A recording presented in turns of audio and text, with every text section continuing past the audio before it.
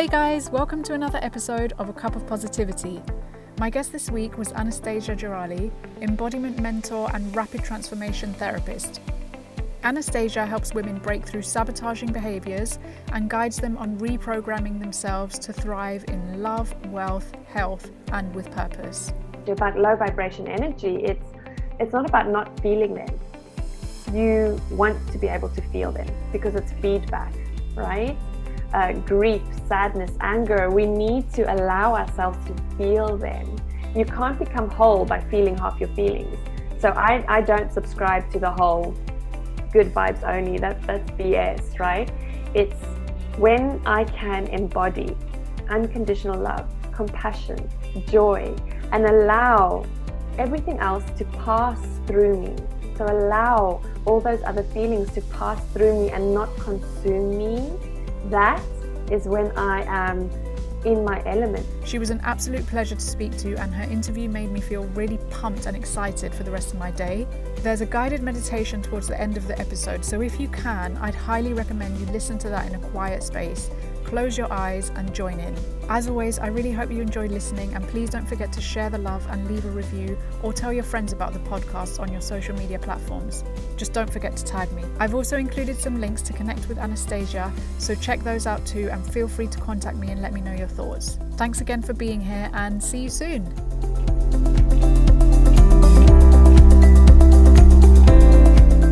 Hi Anastasia, how are you? Hi, I'm so well, thank you. Thank you so much for having me today. No, thank you for coming. Did you bring your cup of tea? I most certainly did. 3 mints. Ooh, what does that say on your mug? So I don't know if you can see it. It says, "Don't let anyone dull your sparkle." Oh, that's lovely. Because I'm all about shining your lights, right? Yeah. Shining from the outside in. Okay, and you said it's peppermint tea. It is, yeah. That's awesome. I've just got, again, a boring PG tips. Good old builders. Yeah. Okay, so yeah, thanks for coming. I'm actually really excited to have you. So please just give us an intro for anyone who might not know who you are, and we'll start from there. Thank you so much. My name's Anastasia Gerali. I live in London. I'm a rapid transformation therapist and embodiment mentor. So I help women specifically break through sabotaging patterns and reprogram themselves for thriving in love, wealth, health, and purpose. Oh my God. Sounds amazing. And before we get into detail of exactly what you do, tell us a bit about your story, like what you were doing before this and why, like what brought you to this point. Thank you so much for that opportunity. Gosh, I did so many things before I ended up here. I started out a very, very long time ago as a yoga instructor, and then I was a graphic designer. And then I started my own fashion brand in 2012. So that was when I became an entrepreneur.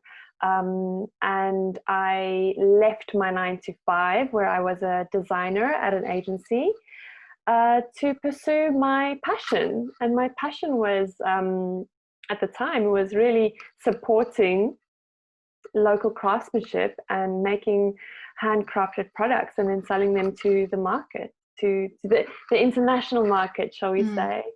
And then that went well, I guess. I launched 3 different fashion brands over the next few years. And then in 2019, I sold my footwear brand, which is Anastasia Lifestyle, which is my baby that I'm most proud of. And it continues to grow now. Okay, great. And what about on a personal level as well? Because I know you've been through a lot before you did the coaching thing in your personal life. Can you tell us about that? Yeah, absolutely. So it was actually my personal journey, shall we say, that led me to the path which I'm now on. And that was in 2016, when everything as I knew it, my life as I knew it, just fell apart, started to crumble around me. So I lost my first business, alongside my marriage ending, alongside my health deteriorating. So it was a triple, quadruple whammy, and all in the space of like 30 days.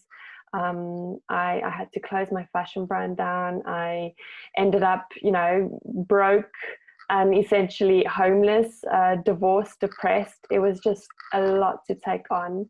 And that was really my turning point. That was when I reflected after, a long time of not reflecting, after a long time of just being on autopilot. And reassessed my formula. The formula that I had for life wasn't working for me. It wasn't sustainable. And that was when I committed to finding a new formula, a different formula, a better formula, because even prior to that, on paper, I had everything. I had the business, I had the marriage, I had the finances, I was thin, I had a six-pack, on paper, everything looked amazing, but life didn't feel amazing. And I just thought it was the next thing, right? Like, I'm not making enough money. I'm not, thin enough. I'm not this enough. I'm not that. Like, what's the next thing? What's the one more thing that's missing that I need to make me feel like I've got it all, to make me feel like, life is great. And it was just trying to fill my cup from the outside in. And it was when everything fell apart, because the universe always has your back. When everything fell apart, that was really my sign, or shall we say, my redirection from the universe, from God, saying, you're not on the right path. Like, you need to reassess where you're going. And that was my turning point, and that was essentially when my healing journey started. And healing is the core of the work that I do. I'm very big on law of attraction. I love law of attraction, but how I am fundamentally different to a lot of the LOA community and a lot of the LOA teachers out there is that I talk a lot about the healing work that needs to be done from the inside in order to start manifesting on the outside. But where did you even begin to start to reassess, or to take that first step from where you were?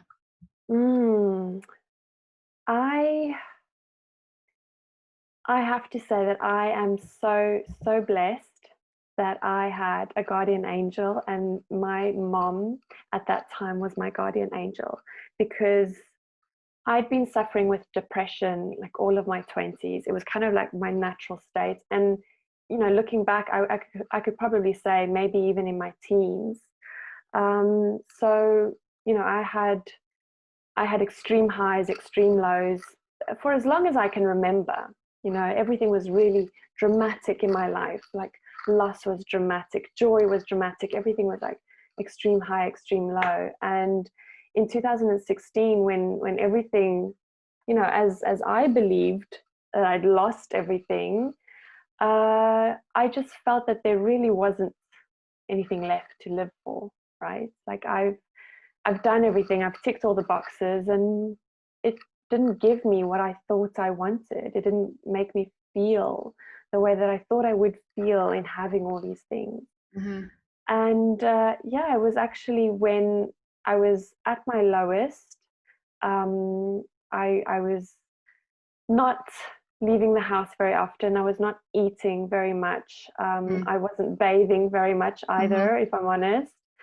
That I was, contemplating the ways that I could just end it all.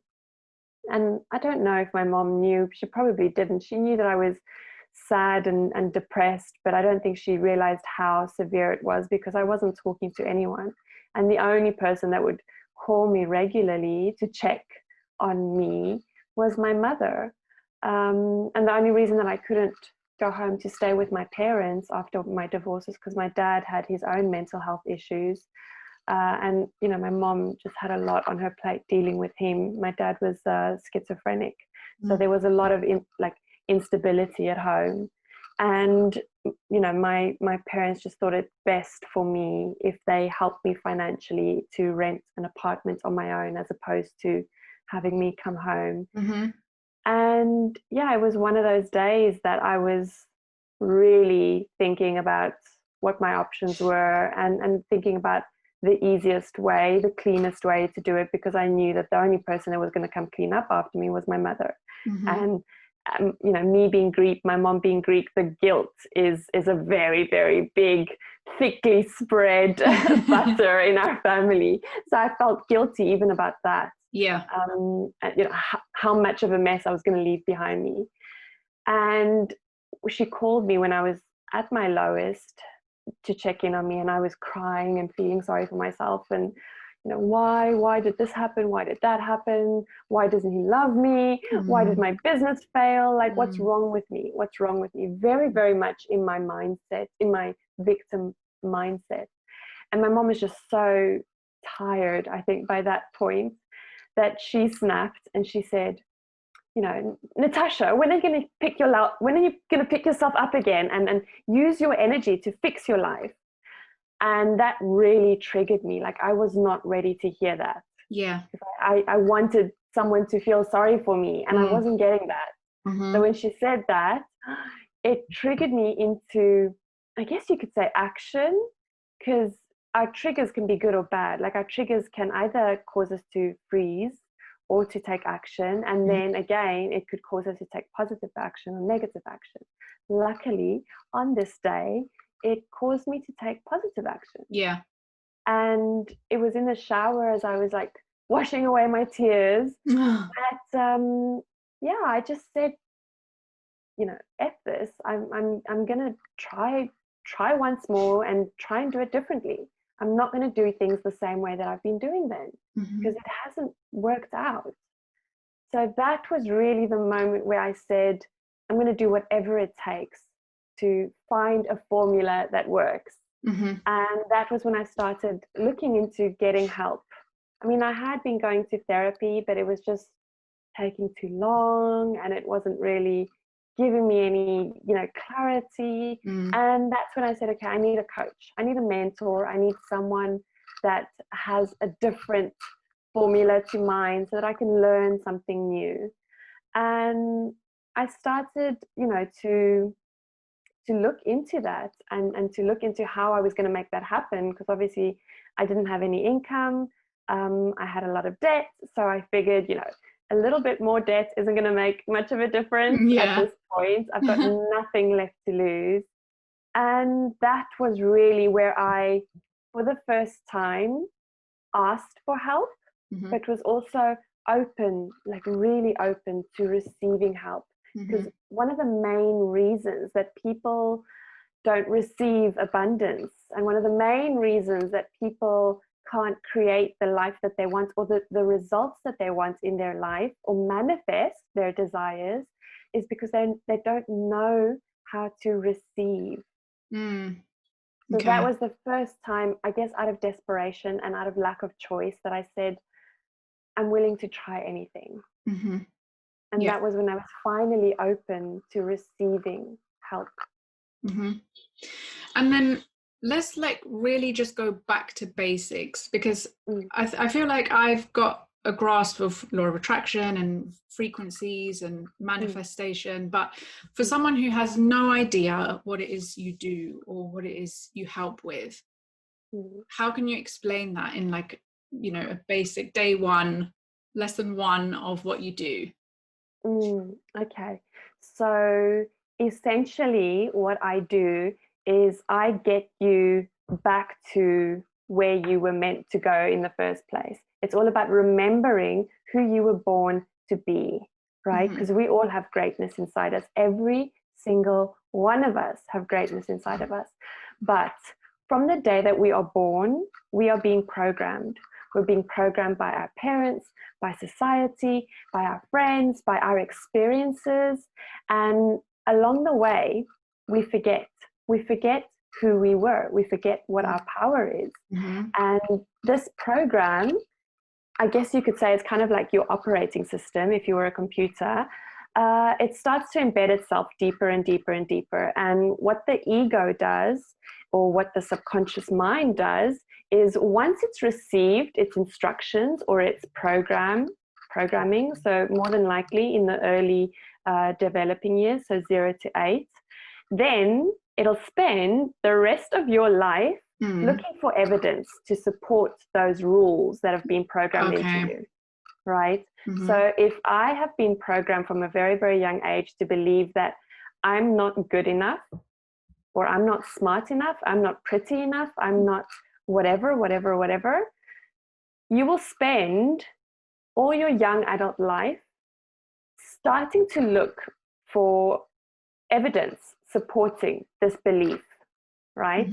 Yeah. So when you failed at school, or you came last in a race, or you got dumped by a boyfriend, or your friends rejected you, you will start to collect more and more evidence to support this case. So that program starts to run deeper and deeper and deeper.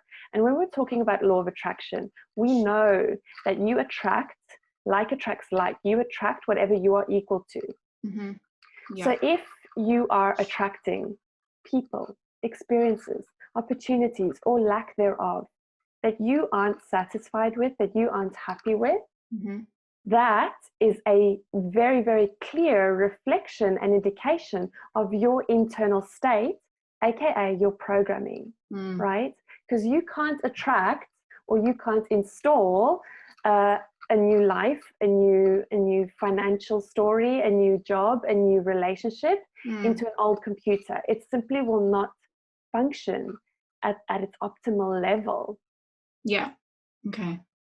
So essentially the work that I do is helping you reprogram that old, outdated program, helping you update your computer system so that you can start installing the programs that you want, right? The life that you want. So you can start designing the life that is equal to your fullest potential. Because the only reason that you aren't attracting your gorgeous, juicy desires is because of your old, outdated programming. And I always say, if you have the desire, then that is a clear vision or indication from God, from the universe, from the powers that be, that is your full potential. If you have a dream or a desire, it means that you have the ability to achieve it. So take that as a sign that you're not currently living to your full potential. Wow. Okay. And I've heard on your videos and testimonials it referred to RTT. What is RTT? So rapid transformation therapy was developed by my mentor, my teacher, Marissa Peer. It is phenomenal. It is a hybrid of hypnotherapy and neuro-linguistic programming. So why I love to use, and why I chose to become a certified RTT therapist, is because it really helps to unplug all those issues at the root of the problem on a subconscious level. There is so much that we can do on a conscious level, but if the roots are embedded deeper and they go way back to your childhood, they may even go back to, before you were born. Sometimes they go as far back as, your ancestors. It may be a belief or a pattern that's been passed down from generation to generation that needs to be cleared. So rapid transformation therapy is literally, it does what it says on the tin. Rapid transformation therapy. It helps to come to the root cause of those beliefs, those patterns, and help to rewire them or reprogram them on a subconscious level, so that on a conscious level you can start creating and manifesting and designing the life of your dreams. Yeah, because I saw one of your testimonials. It was someone who had problems with her eyesight, and she was describing that the hypnotherapy had actually improved her eyesight. Like, how does that even work? Oh, it's magic. I absolutely love it. So every single disease and ailment and pain that we have on a physical level on our body is a manifestation of a belief that we have. That might be ours, it might be our mothers, our fathers, our grandmothers, right? So this particular client, she had been told or programmed from a very, very young age that because diabetes was hereditary, that she was definitely going to have diabetes.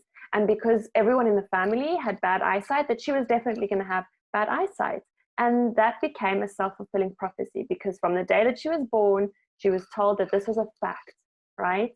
So this particular client, she came to me when she had literally no other choice. It was during COVID-19, it was during lockdown. Her eyesight was starting to fail. She had developed diabetic retinopathy, which means that she needed injections literally into her eye every 8 weeks.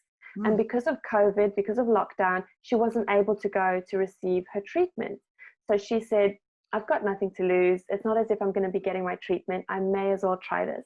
So she came to me for her eyesight. And really, when we got to the root cause of the vision problem, but further than that, the diabetic problem, the manifestation of diabetes, we were able to rewire that and reprogram it. So not only has her eyesight improved, her glucose levels are balanced. So she is just like blown away. She's like, I did not realize that this was possible, right? So that means that she hasn't needed injections in her eyes. But not more than that, she didn't just regain her vision, which is slowly repairing itself. She also regained clarity on who she's meant to be. And she has not been showing up in this world, in this life, as the woman that she always wanted to be. You know, as the woman that is powerful, as a woman that is, you know, eccentric and vivacious, all that. She'd really suppressed herself and suppressed her full potential, because that is how she was programmed. Yeah. But I mean, how much do you give in to that? And like, I don't know how to phrase it well, but do you just dismiss science completely? Or like, I can imagine that if tomorrow I was diagnosed with something like a terminal illness and someone said to me, well, this is not your fault, but this is something that you have manifested for yourself. I think I'd really struggle with that notion.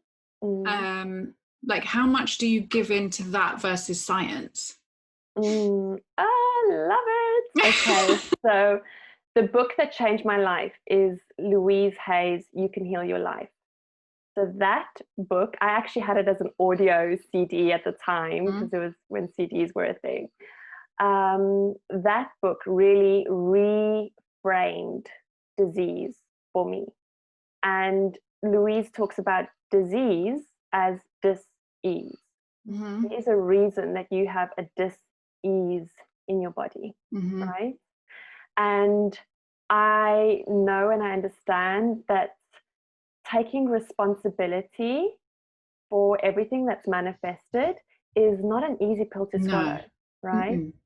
And number one, I say it's not your fault. Never, ever, ever your fault, right? These are lessons that we have signed up for when we came into this world. These are all parts of our soul contract. Every disease, every struggle, every challenge, every failure, we signed up for this because this is what our soul wanted and needed to learn in order to grow. So this is really where it's your opportunity to learn from it, right? It's not my fault, but it is my responsibility to learn from it, to heal from it. Okay. To heal from it. And we hear of, you know, we coin them as miracles, and they are miracles, but they're also a reality of people coming back from terminal diseases, right? Of people that have been given 3 weeks or 3 months to live, and then they carry on living like another 10, 15 years. Yeah. My aunt was diagnosed with terminal cancer in the uterus, and they said, you know, you've got three months. That's all that we can give you, and that's with chemo. And touch wood, she's not only survived, but she is now cancer free for 5 years. Wow, that's amazing. Mm. And do you ever have discussions with doctors where they're just like, no? It really just depends. I mean, Yeah. doctors that, you know, are more interested in like holistic healing, they do understand that psychology plays a role. For And in sure. fact, there are doctors now in Germany as well, and in a lot of countries, where they understand the importance of the psychology of a person in their healing, right? So Yeah. it's not just about pumping poison and medicine into them. It's also about supporting them psychologically. Yeah. Because it's their mindset that's going to determine if they're going to heal or not heal. Yeah. And in one of your videos as well, you discuss levels of frequency for different types of emotions, and that the frequency is different depending on the emotion. But what exactly does that mean? Like, can you explain that in a bit more detail? Yeah, absolutely. So first of all, I'd like to start with the premise that there is no good or bad. Okay, everything is feedback. There's no good emotions, there's no bad emotions. Those are just labels that we use to help us understand things. Everything is feedback. So when we're talking about low vibration emotions, we're talking about emotions such as anger, guilt, shame, grief. These are low vibration emotions, and they've actually measured the frequency that the body, that the cells vibrates at when you are experiencing low vibration emotions, and also how the mind lights up according to what emotions you are experiencing, which parts of the brain light up and activate. And then when we are experiencing high vibration emotions, how differently the body on a cellular level vibrates, as well as how differently the mind lights up.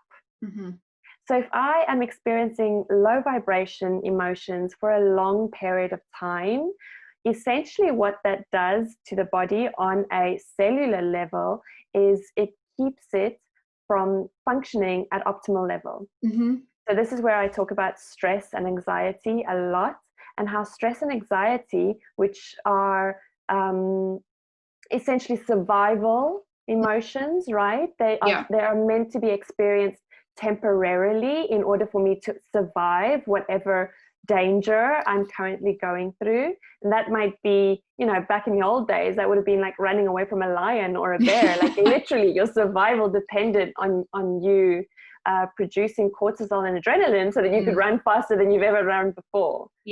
Nowadays, though, because our reptilian brain hasn't really evolved as much as society and as much as civilization has evolved, our brain now reads dangers as rejection, failure. And when we experience for long periods of time stress or, you know, low vibration emotions, what you're doing essentially is telling your brain it's not safe.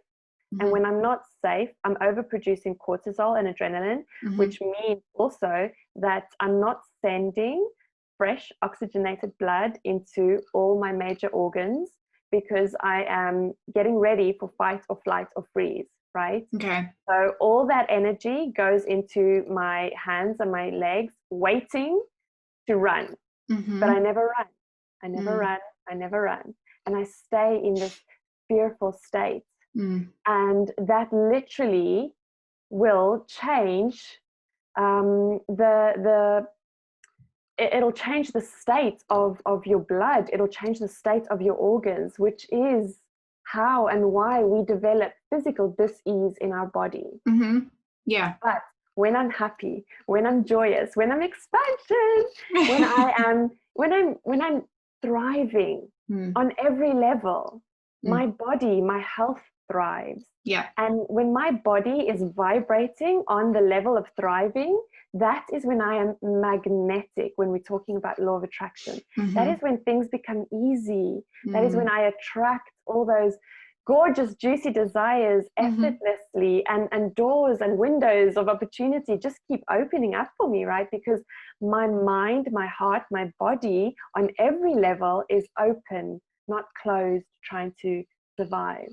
And when you say frequency, so you've described what that does within the body, but then so you're saying that emits outwards as well. Yeah. When you walk into a room where two people or a couple have just argued and you've missed the whole argument, can you not feel the tension? Like we literally say you can cut the tension with a knife in the room. Yeah.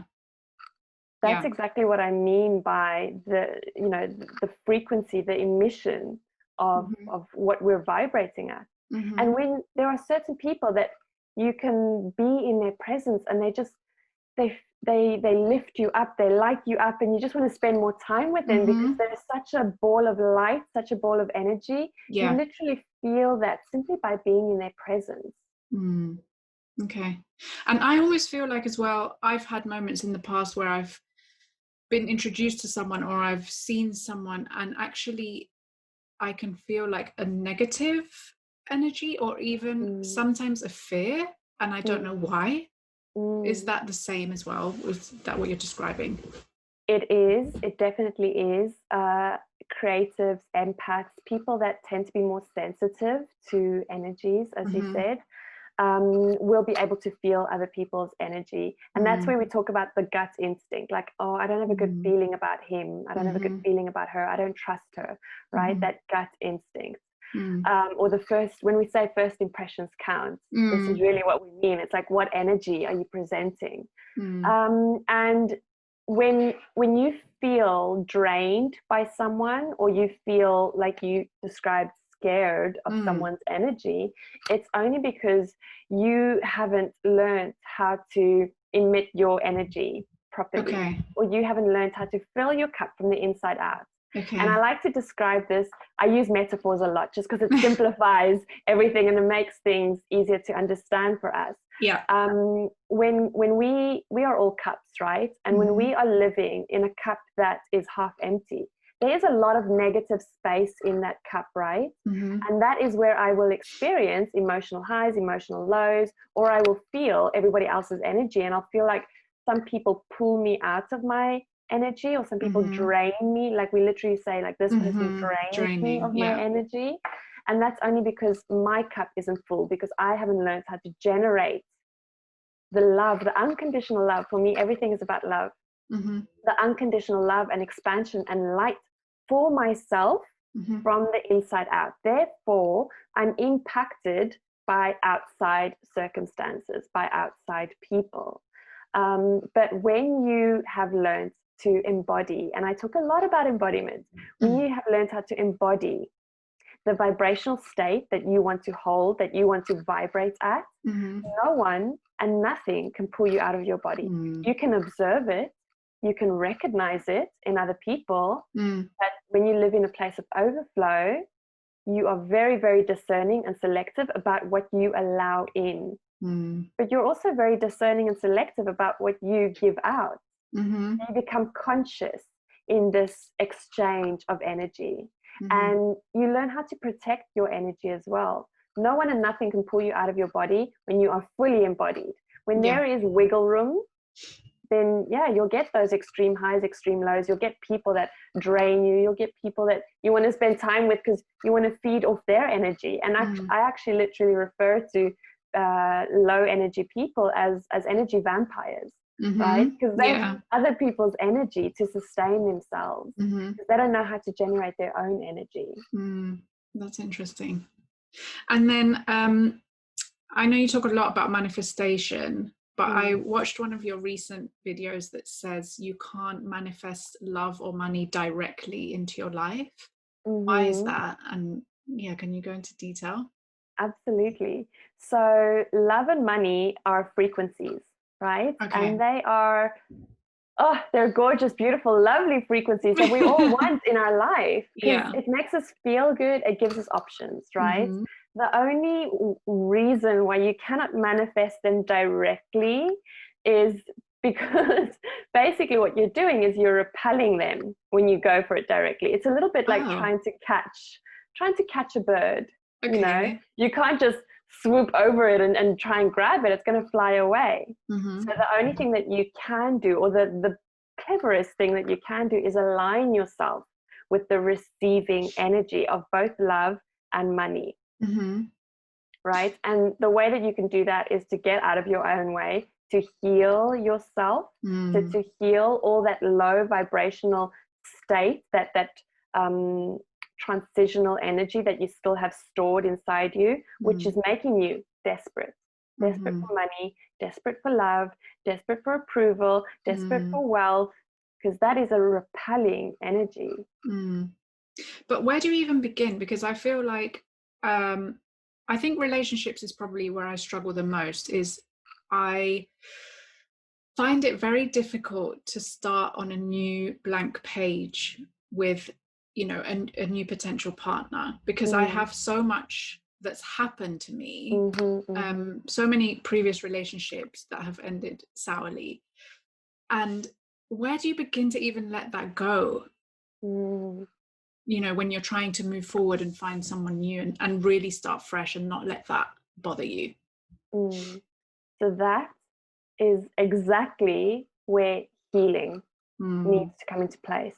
Because what you're doing is you're dragging in all your trash from your previous relationships, your previous program, and trying to make the new program work properly. You know, when you move into a new house, isn't it always nicer to start afresh, to get new furniture that's made and bought especially for this space, for this place, rather than bring your old, you know, crappy sofa that just because you had to bring it because you don't want to buy a new one. Like, how can you expect the energy of a place, or in this situation, a relationship, to be fresh and new and beautiful if you're still dragging around like stinky old trash? And that is just unhealed programming that keeps you. And if anything, if that ended badly, there's a pattern there.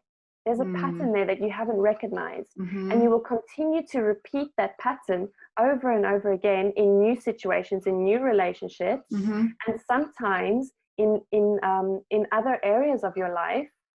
So it won't necessarily just be your relationship, your romantic relationship. Maybe you're repeating a pattern in your friendships. Maybe you're repeating a pattern in your professional relationships. If you haven't recognized your pattern yet and you haven't healed it, it's just going to keep replaying until you take responsibility. This is why I said it's not your fault. It's feedback. But it is your responsibility to recognize it and to take responsibility for the co-creation, because we co-created everything in this world, right? Yeah. To take responsibility for the co-creation. And I will just say, when my first marriage ended, I first became aware of my pattern, because my first marriage was toxic. It was really, really, really toxic. And when, you know, the husband was no longer there, when the man was no longer there, I started to see that actually I had the same toxic relationship in a lot of my friendships.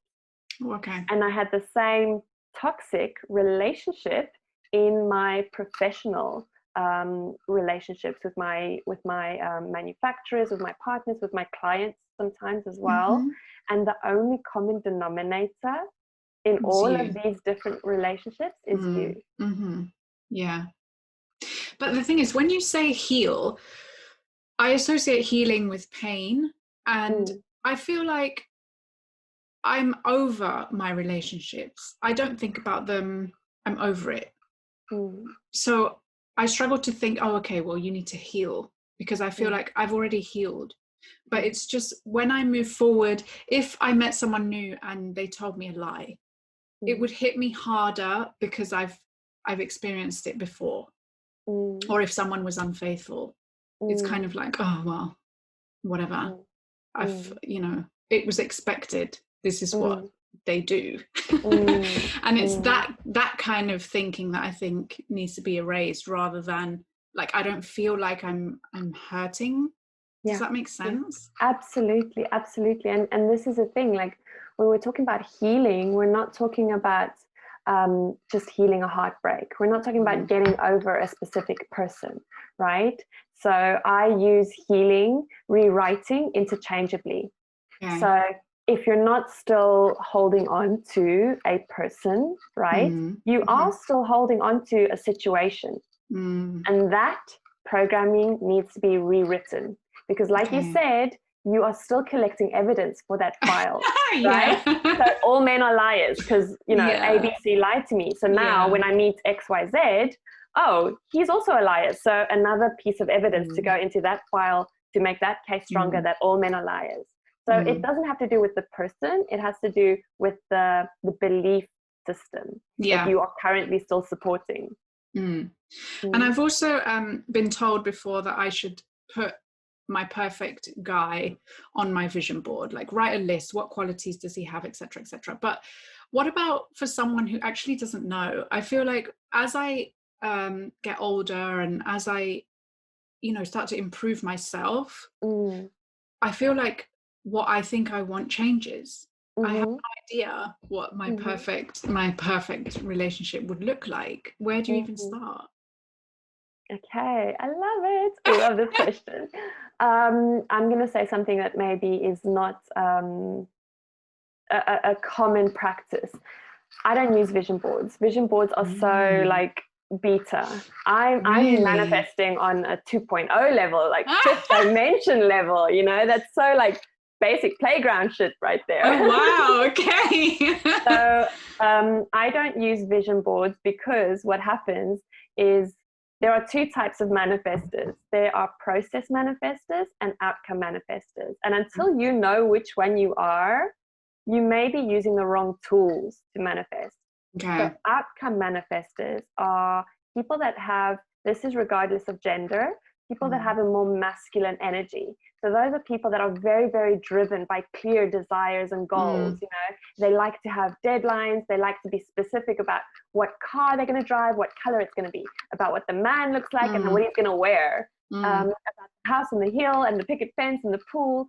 So these are goals that excite outcome manifestors, and they will move heaven and earth to make it happen. They're very, very goal orientated people, and they're very assertive in their energy, right? Process manifestors, people that have a more feminine energy, again, regardless of gender, are more feeling led. Okay. So this is very much what I was describing. My life before, my beta life, it ticked all the boxes. On paper, it looked like I had everything, but I didn't feel happy. I didn't feel fulfilled. Yeah. So that was very much me creating an outcome lifestyle, but not being in love with the process. And process manifestors need to be in love with the process. They need to be feeling into the process. So again, feminine energy, it's less about push. Masculine energy is about pushing to get those things. Feminine energy is about pulling.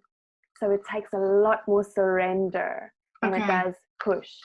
So that's why I would never say put the man on the board and write, be specific about what traits you want, what, you know, what height he should be and what job he should have and what income he should, blah, blah, blah, blah, blah. Like that kind of stuff, if anything, for a process manifestor is actually very triggering.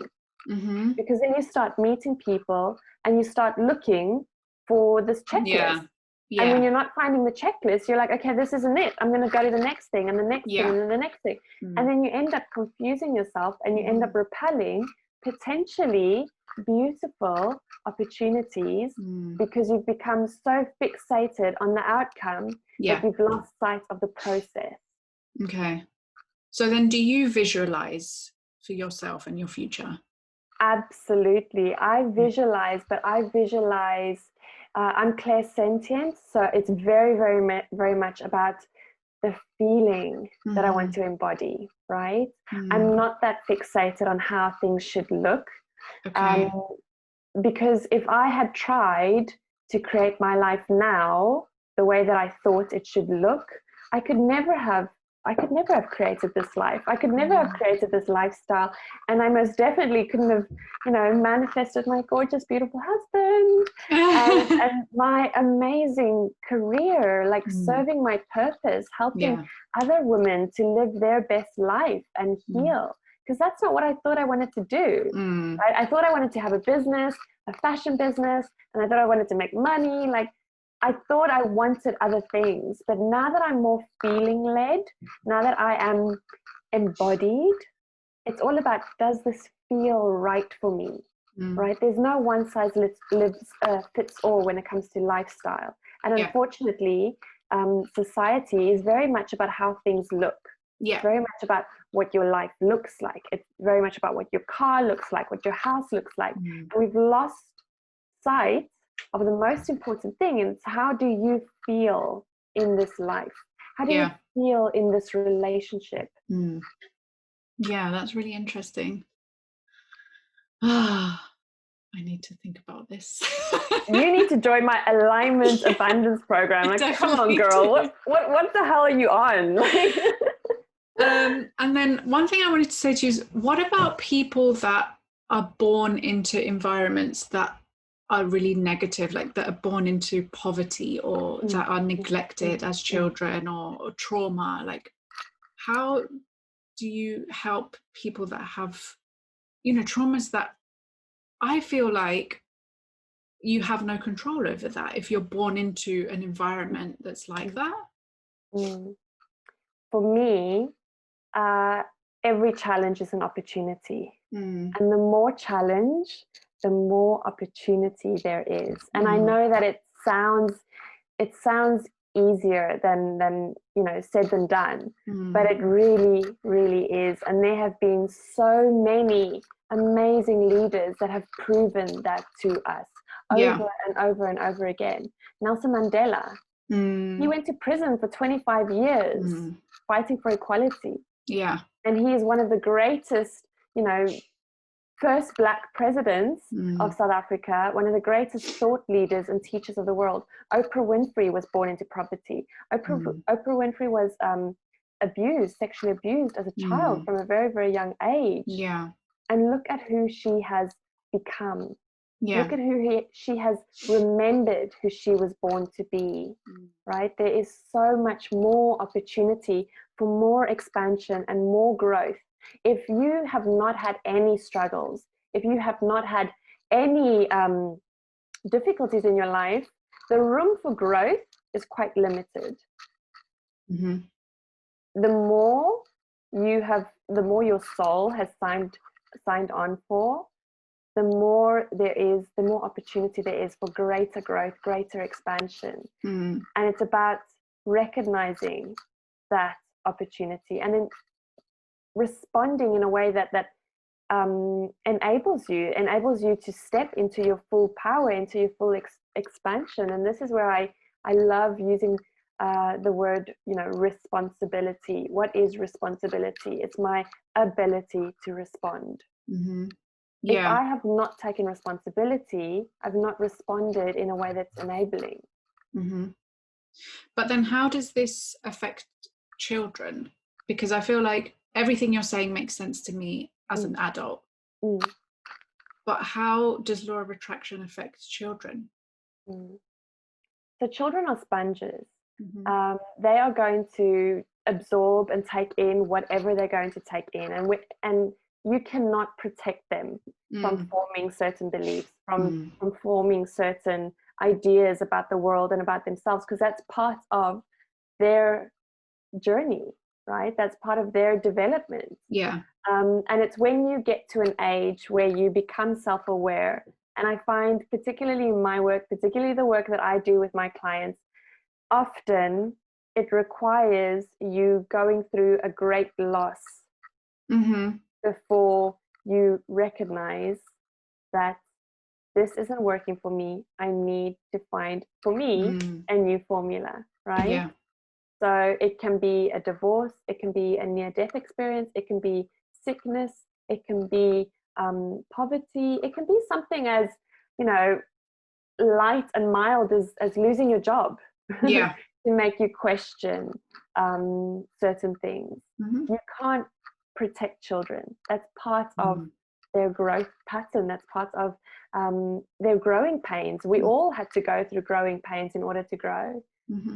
Yeah. And what are the common issues as well that you see a lot with your clients? So because I serve women specifically, or shall we say 98% of my clients are women, I do have a few male clients. I find that women will often neglect themselves for a very, very long period of time. And so many of my clients come to me either just before a burnout or just after a burnout. And 60% more women than men suffer from burnout. And that's because they've been on survival mode for too long. And that's where, we suffer from adrenal fatigue. We get chronic fatigue, ME, all these different manifestations of being in survival state for too long. Yeah. And do you meditate daily? Absolutely. I meditate all the time. I can meditate while we're talking. It's a state that it's so easy for me to slip into. I don't need absolute silence. I don't need candles. I don't need incense. I can plug into that so effortlessly because and this is what I talk a lot about, because I'm connected, fully embodied. And when you're connected, fully embodied, connected to your higher self, your intuition, inner being, there's different words to describe the same thing. You have a direct line, almost like a direct phone line to universe, to source. And the stronger that connection is, the easier it is to access it. When you are disconnected, that is a muscle or a skill that you need to learn. So that's why so many people, meditation isn't something that we naturally learn or naturally know how to do the first time we do it. It's a skill that needs to be developed. And the more developed it is, the easier it is to access that. Yeah. And would we be able to do a short meditation now together? Absolutely. Oh my goodness. Okay. We're going to do an expansion healing session. And it's going to be for manifesting, because manifesting is fun. Yes. Good. Roll the shoulders back and down. Palms up. We're always in receiving energy. Good. Put them on your lap. Take a nice big breath in. And exhale. Okay. Big breath in. Exhale. Good. I want you to turn your attention and intention inwards into your third eye. So otherwise, your pineal gland, which is a small pea-sized gland that lives between the two lobes of your brain, just behind your eyes. And at the top of your head, I want you to open up those French shutters, as I like to call them, and allow pure white source energy light to come streaming in. And as it comes streaming in, straight onto your third eye, onto your pineal gland.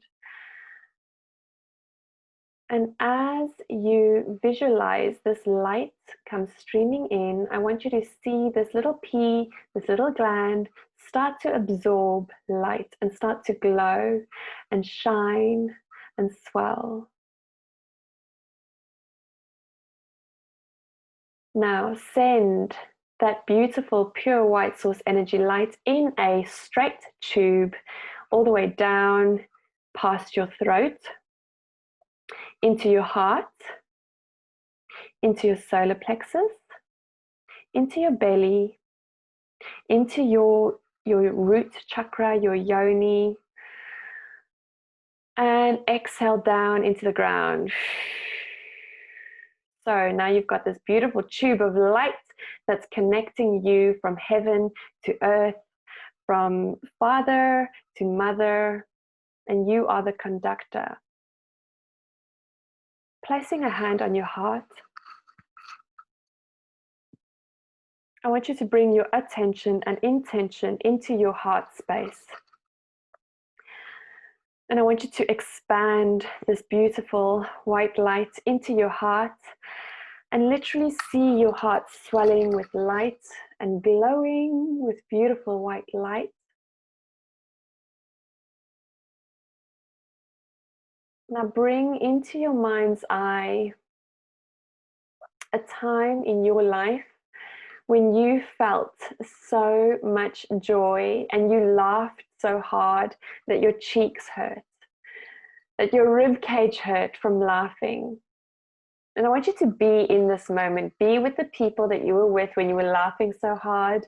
Be in the place where you were, in the situation where you experienced this beautiful, blissful state. I want you to hold that state in your heart and feel as your heart expands. Breathe the same way that you breathe when you're laughing, when you're having fun, when you're happy. Big, beautiful breaths. Now bring to your mind's eye the face of someone that you love so dearly and deeply. It can be a child, a parent, a grandparent, a sibling, a lover. I want you to see them right here before you and bring that beautiful love into your heart vortex and expand it.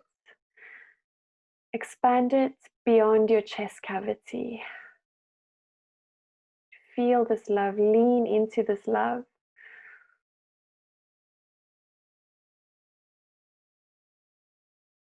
Now bring to your mind's eye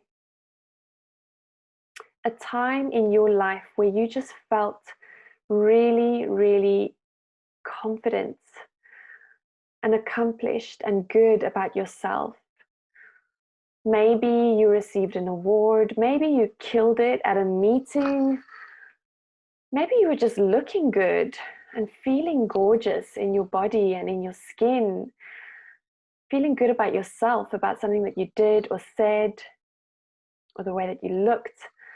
And I want you to sit the same way that you sit when you feel confident, when you feel beautiful, when you feel happy, when you feel love, and expand this white light around you into a beautiful ball of light that encompasses you completely at arm's length.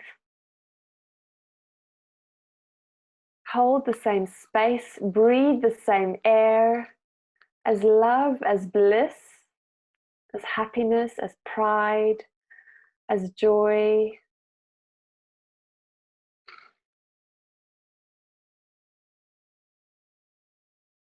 There's no time, distance, or space between you and these beautiful states that you have generated for yourself from the inside out. Just hold this space. Now call into your mind's eye one beautiful, beautiful desire that you are ready to call into your life, that you want to call into your life. It can be a relationship, it can be a job opportunity, it can be a client, it can be a payment, anything that you want to call in right now into this beautiful space. Hold your body the same way that you do when you're feeling bliss, when you're feeling love, when you're feeling confident. And bring this manifestation into your space, into your bubble, into your light. I want you to breathe the same air that you breathe when you have this desire, when you're holding this desire, when you're smelling this desire. I want you to feel that same level of joy, of bliss, of love, having called this into your space, into your light. There is no time, distance, and space between you and this desire. There is only energy. When you are holding this energy, you are one and the same as this beautiful, juicy, juicy desire. Now call into your mind's eye a second, beautiful manifestation that you are ready to call in, that you are ready to embody, and bring it into your light bubble. Bring it into the space that's already filled with love, with joy, with accomplishment, with confidence. And I want you to feel into this desire, feel into this manifestation. What does it look and feel like? Where do you feel it in your body? How do you breathe differently, having called this in?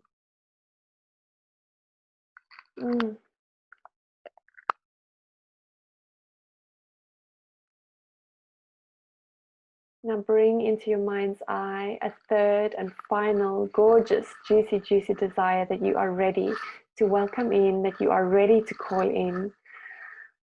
And breathe it into this beautiful space, into this light. Where there is light, there is no shadow, there is no time, distance, and space between you and this desire.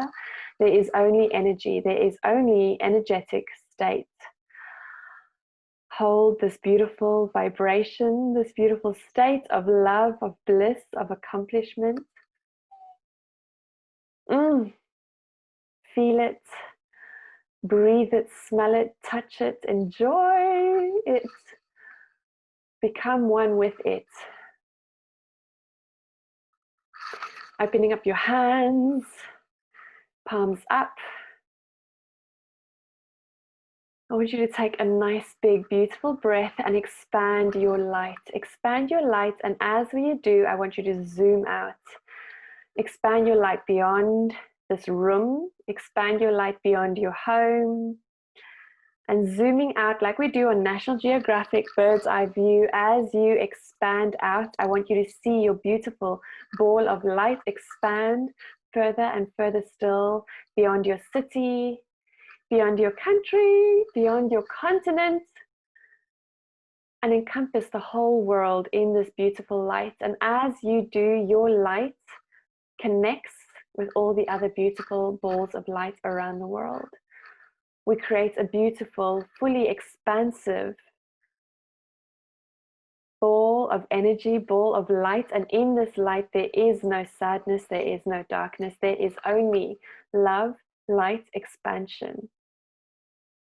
There is only growth. There's only hope. There's only desire. There's only opportunity every step of the way for you to expand, for you to grow, for you to receive. Good. Bring that beautiful ball back into your heart. Hands in your heart. Know that this is true. Know that this is unconditional love, and this is always, always available to you. Should you choose to learn how to receive it, should you choose to expand your ability to manifest, your ability to receive, should you choose to heal and to align yourself with your full, limitless potential, this is available to you always. Good. Gently opening up your eyes.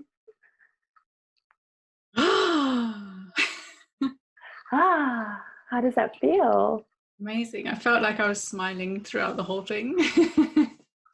So that is like very really much energetic.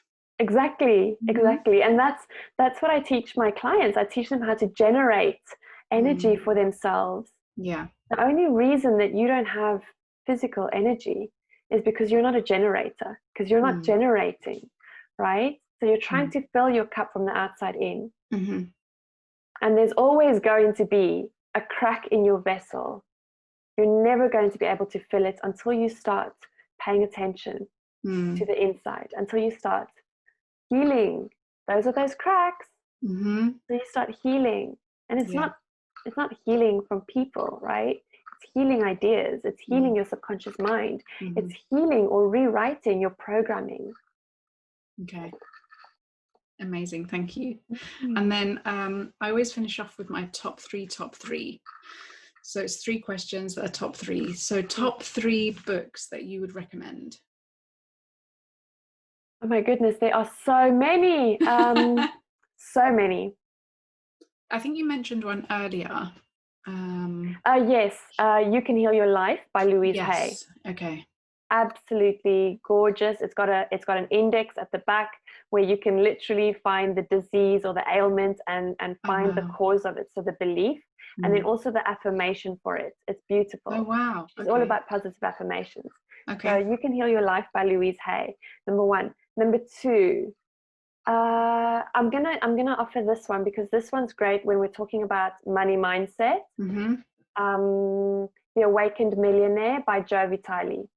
So it's just about understanding the energy of money, of abundance, of wealth, of millions, so that you can start to rewire the way that you think about money, the way that you spend money, the way that you invest money, the way that you receive money. The Awakened Millionaire by Dr. Joe Vitale. And the third book, I guess, like really, really basic, but a good beginner book is Welcome. I think it's called Welcome to Everything You Want: A 21-Day to Manifesting, 21-Day Guide to Manifesting by Sarah Morgan. Welcome to the beginning of everything you want. I think that's what it's called, by Sarah Morgan. A 21-day guide to manifesting. Okay. And then top 3 exercises or activities to shift your vibration frequency.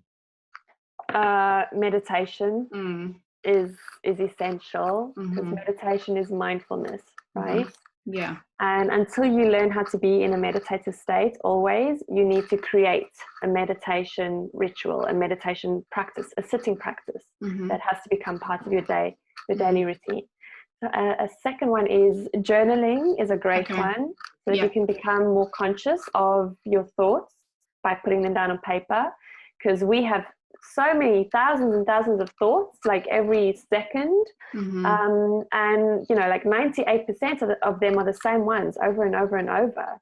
So once you start putting them down on paper, you can become more conscious of your thought pattern, and that's when you can start to see those patterns that are repeating themselves that are actually hurting you. So a woman that loves herself doesn't hurt herself. So what are the thought patterns or behaviors that I have that are repeating themselves that I need to become aware of, so that I can reprogram them?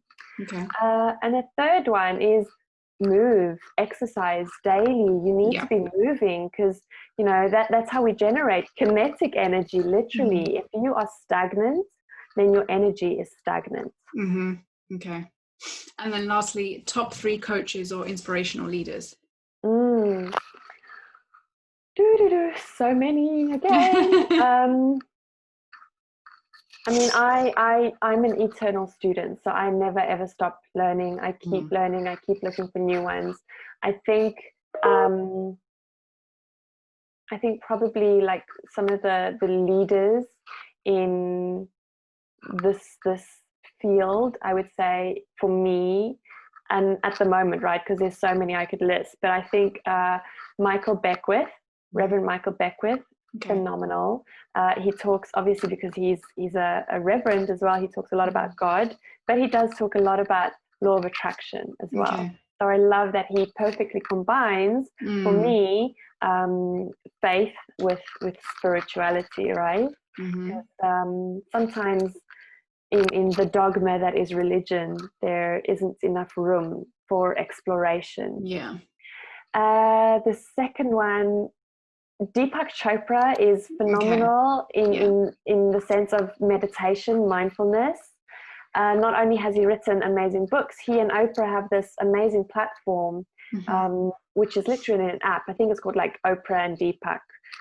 Their app, where you can download, and they have free meditation challenges, like 21-day meditation challenges that you can do and enjoy, which is all about like mindfulness. So I've done his love challenge, I've done his abundance challenge, I've done his energy challenge. He's just got so many beautiful meditation practices. So if you're a beginner, I would say that's a really, really good place to start. that combines mindfulness and meditation together. Okay. And the third one, trying to see who the first person is that comes to mind. It's just like all of them at the same time. The third one, I'm quite heavy into my Stoic philosophy. So I love Stoicism because it's very much, again, mindfulness from a place of not taking things personally, from a place of being able to be objective and be able to be present, right? So I've got an app that's actually called the Stoic, and there it's got like amazing quotes from different philosophers, ancient Greek, ancient Roman philosophers.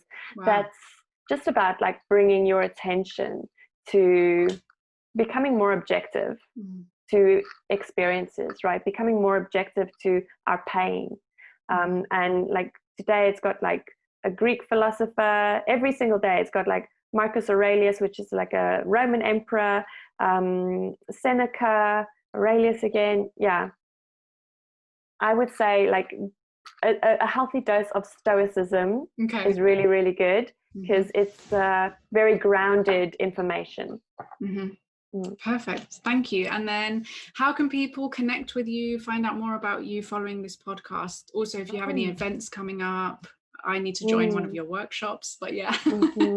You absolutely need to join my workshop. So I host a workshop, which is the Abundance Alignment Workshop, which is every couple of weeks I host that, which is a 2-hour training essentially about embodiment, and I share 5 strategies to help you unleash your full limitless potential. We also do an amazing phenomenal healing session like the one that we did now in your gorgeous podcast. And I also have the Abundance Alignment Mentorship Program. So that's an 8-week program, which basically I teach you all the tools and strategies. I'm all about empowering my clients. I do not want to create a movement of codependent women. I want to create a movement of empowered women that have all the tools and strategies in their toolbox to help themselves. And that is exactly what that program is. I teach and I support my clients to empower themselves, to heal themselves.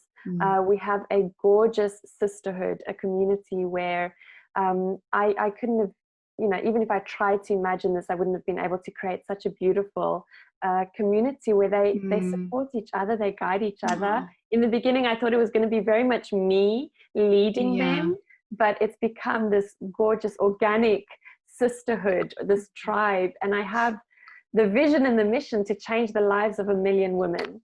And that is how I'm going to do that, because I know that by changing the lives of 1 million women, by helping 1 million women remember who they were born to be, I'm impacting the lives of their children, their future generations, our communities. Yeah, that's amazing. And then there's always the Instagram. Then there's always my YouTube channel where you can get so many free videos and content where I share on the daily. I've also got an amazing, super active, free Facebook group where I share daily little meditations every morning at 8 a.m.